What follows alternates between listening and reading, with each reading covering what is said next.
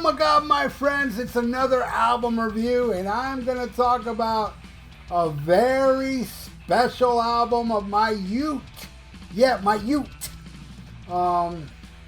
Frank Marino of Mahogany Rush Live. This was one of the first albums I bought when I discovered hard rock. I was buying all these hard rock albums, and I didn't have many albums back then, so the albums I did have, I played over and over and over. And this was one of them, man. I absolutely love this album. It's a great live album with one of my favorite guitar players of all time, Frank Marino, man. And what a juggernaut of an album. Now, I already did a review of an album he did called The Power of Rock and Roll, which, if you're not aware of that album, you definitely need to listen to it, because that album to me is probably in my top 10 of greatest albums ever, and definitely my favorite Frank Marino album. It's kind of different than what he did before. It's more straightforward rock, hard rock, killer stuff. But this one is awesome. There is some blues stuff, and I'm not a fan of the blues, yet I like these bluesy songs on here. And let's get it started. All right, the first song, it's called Introduction, which is just a very short intro. And I love the way the guy's like, will you welcome Frank Marino's Mahogany Rush? Good stuff. And then it goes into this killer opening song, The Answer. It's a ripping tune, man, that ends with this ripping guitar solo that just blows my mind. I have to say, he's my favorite guitar player from Canada. Yes. Even better than the amazing Rick Emmett. Yeah, I will say he's better than Rick Emmett, but not by much, because Rick Emmett is a monster. But The Answer, ripping tune, love it. Then we go into Dragonfly, and this one has such a stinky groove. And the solo crushes my soul. Not totally shredding, though, on this song. It's all total feel, and it really does grab me. It messes me up, man, still to today, because I listened to this album in its entirety today before doing this review, because I was like, I need to review Frank Marino Mahogany Rush Live, because it's an epic album of my youth. That should have sold 1 million copies, but what can you do? All right, next, I'm a King Bee. Like I said, I don't like the blues, but this is an exception, man. I feel this tune big time. And holy fuck, that solo is brain melting. Such a killer vibe, and you can hear the audience like freaking out. You can hear them loving this shit. When Frank tones it down a bit, but he's still ripping. My God, what a great, great part of this album. And that goes into an excerpt of Backdoor Man, which is really a continuation of I'm a King Bee. And I love Frank's voice belting out this tune and releasing another crushing guitar solo. Killer stuff. All right, next, a new rock and roll. Rockin' tune. More hard rock than blues, and his band is so tight. You got Paul Del Harwood on bass and Jim Aoyab. I don't know how to pronounce that. But, his nickname's Jimbo on the drums, and they rip, man. They're fucking amazing. All right. Then, okay. Here's where I get a little controversial. But I feel this way. I'm sorry. I'm not a Chuck Berry fan. I'm just not. I respect what he did for rock and roll. I respect that he's one of the first guys that did it.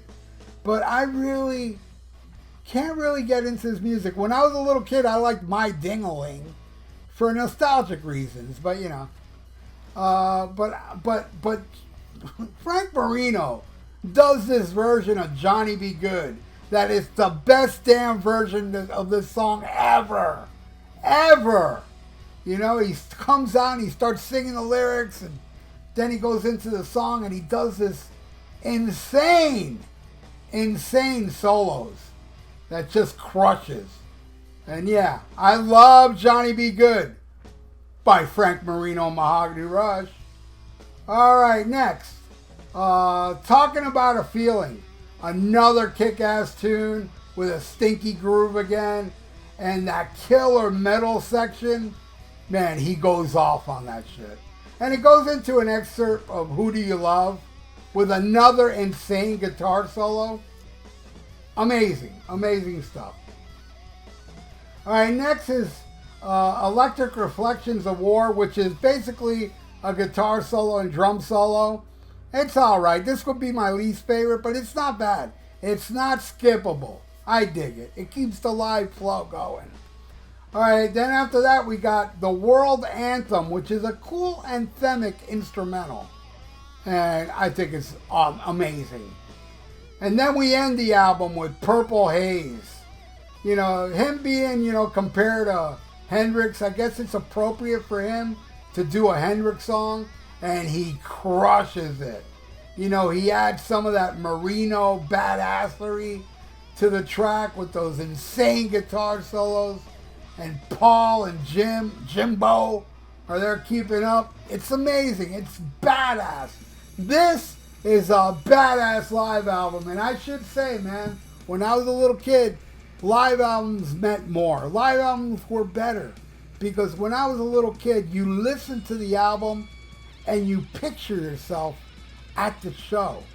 I did that with all live albums. Aerosmith Bootleg, Kiss Alive. You just picture yourself at a show. Leonard Skinner, 144 The Road. But then in the 80s, MTV came along, and that, you had your MTV concerts. You got to see all the live albums that released in the 80s. You got to see it live, so you couldn't use your imagination. And I also feel it didn't have that same vibe that Frank Marino and Mahogany Rush live had. There was something about those 70s live albums, man. They were just mind-blowing, and they will always be my favorite live albums. If you see my list of favorite live albums, it'll all be that. I'll tell you, in the 80s, you had Made in Japan, that EP. I think that EP captured the magic of 70s live albums. But there you go, man. That is my review of Frank Marino and Mahogany Rush live. I hope you all enjoyed it. I hope you all would check it out. And I hope you all would check out The Power of Rock and Roll.